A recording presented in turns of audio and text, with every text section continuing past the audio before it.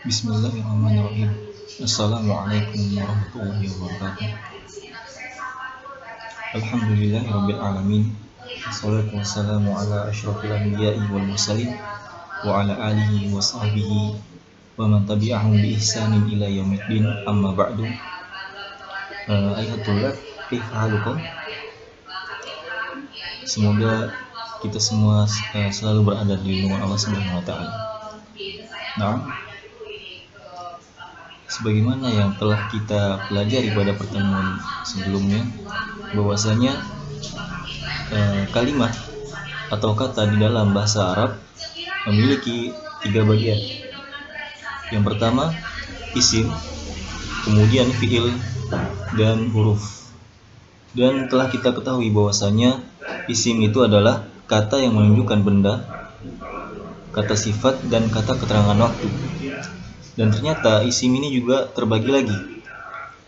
Pembagian isim ini bisa ditinjau dari bangunan huruf akhirnya, kemudian juga bisa ditinjau dari jenisnya, kemudian juga dari jumlahnya, dari kejelasannya, dari perubahan harokat akhirnya, dan juga bisa ditinjau dari penyusunannya dan pengecilannya. Adapun materi yang akan kita bahas pada kesempatan kali ini adalah isim. Pembagian isim ditinjau dari jenisnya. Thayyib. Isim ditinjau dari jenisnya terbagi menjadi 2. Yang pertama muzakkar, kemudian yang kedua isim muannas. Isim muzakkar, yang pertama kita akan bahas isim muzakkar terlebih dahulu. Isim muzakkar adalah isim yang menunjukkan laki-laki. Dan isim muzakkar ini juga terbagi menjadi 2. Yang pertama muzakkar hakiki. Apa itu isim muzakkar hakiki?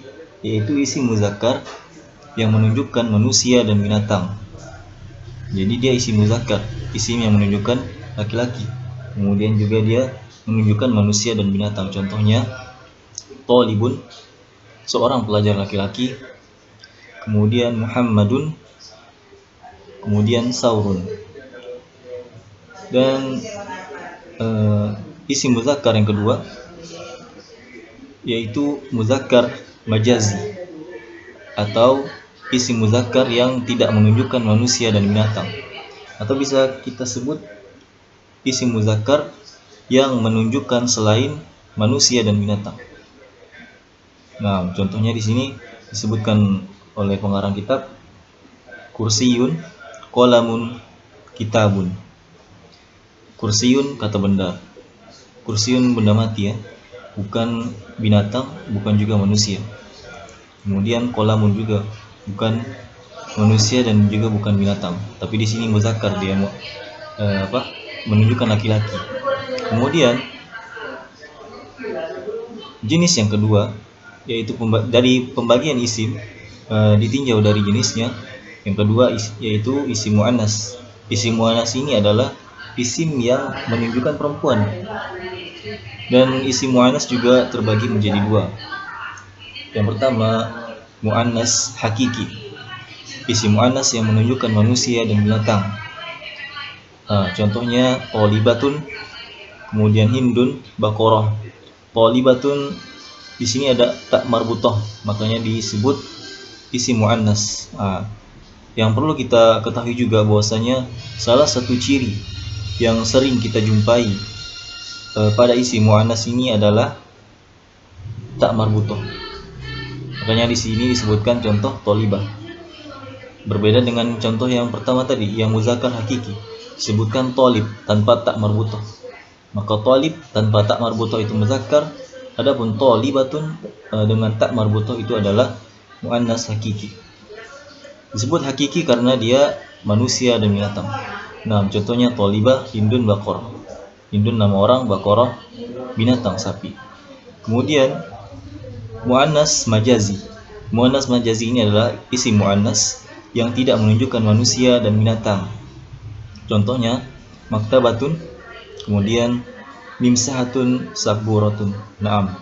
Ini adalah pembagian isim ditinjau dari jenisnya. Adapun di sini pengarang kitab juga menyebutkan tanda-tanda isim muannas agar kita mengetahui apa sih bedanya isim muannas dan isim muzakkar. Di sini disebutkan yang pertama sebagaimana yang telah saya sebutkan, yaitu adanya huruf tak marbutoh selain nama laki-laki. Contohnya di sini muslimatun, maktabatun, baqarah. Di situ ya ada tak marbutoh di setiap akhir dari contoh kata tersebut. Muslimatun tak marbutoh, maktabatun kemudian ada tak marbutoh juga, dan baqarah tak marbutoh. Kemudian berarti dari kemudian yang contoh yang kedua yaitu nama wanita. Nama wanita maka otomatis dia merupakan isim muannas.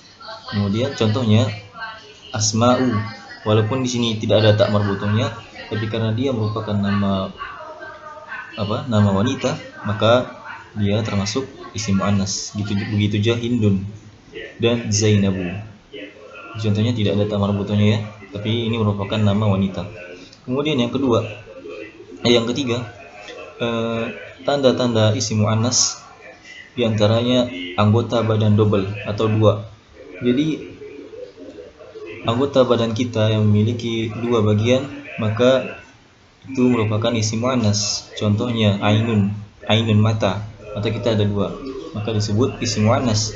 Kemudian juga rijlun kaki kita juga ada dua, isim muannas. Yadun tangan kita dua, berarti isim muannas juga.